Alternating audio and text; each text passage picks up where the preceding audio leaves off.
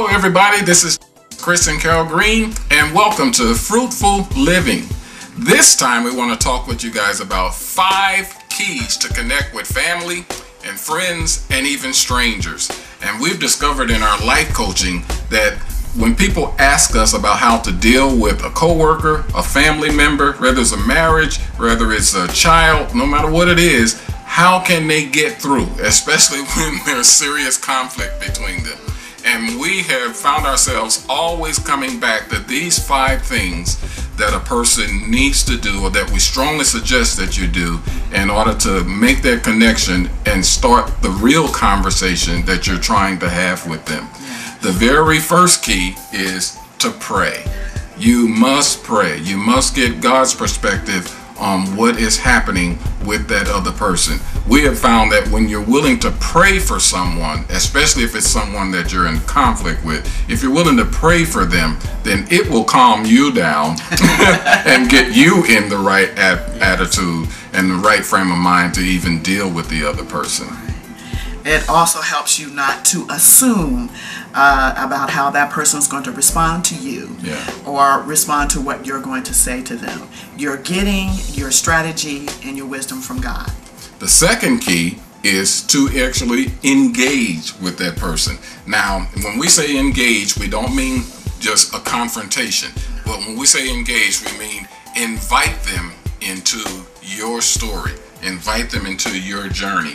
We have told parents, for instance, when they're trying to talk to their teenagers, the first thing you need to do in engaging that teenager is to tell them your story. Tell them the reason why this is so serious. You can't just simply say, you're doing this, you're doing that. That's whether it's a teenager, your spouse, a co-worker, boss, friend. Where there's conflict, you'll find that if you'll be engaging, meaning first, and tell them your story.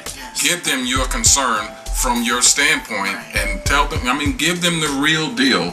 Don't do the nebulous thing where some things happened to me in my past. No, be very specific and tell them what's the fear, what's the concern, what's the worry, and that's in your life, and why it's there.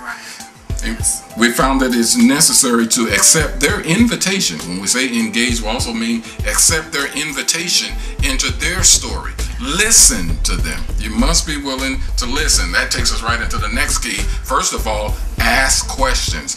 As my wife said earlier, when you're going to pray, it's going to help you to not assume. So the thing that'll keep you from assuming is the number 3, ask. Don't tell people how they feel.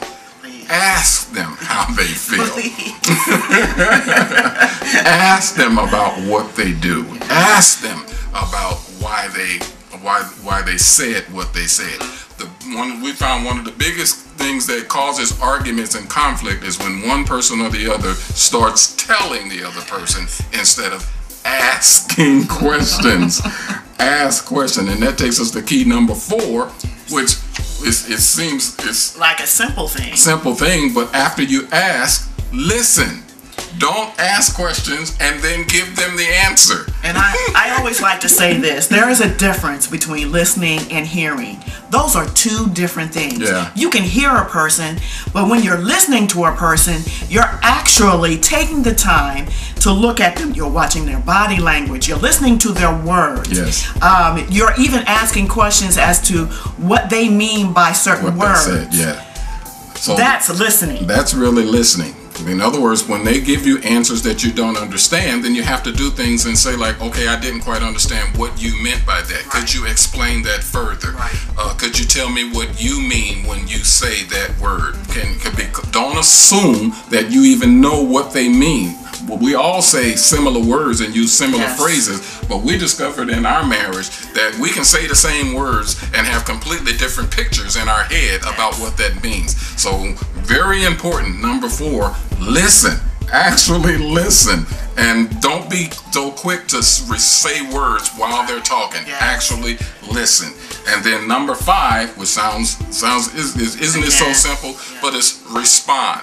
And now your response will come out of true revelation, true understanding of what they mean.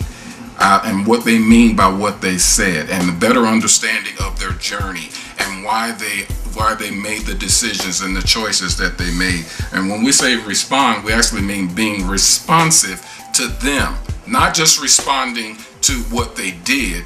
In other words, we've watched people even go through these first 4 keys and then still respond incorrectly, and that's because they're still responding to the offense, to the actions that they did, or the things that they said that before you even got into this conversation. You must now respond to the person, not just their actions. Respond to them. And in your response, be very transparent. Be transparent. Be real about the places where you messed up. Be real about the places where you misunderstood, where you didn't get it. Be real about the times when you didn't take other people's advice. So it's very, very important to see these 5 keys and how they will help you through your journey. All right, this is Chris and Carol Green, and we thank you for joining us here on Fruitful Living, and we'll be back next time to talk about more keys that's going to help you in your life.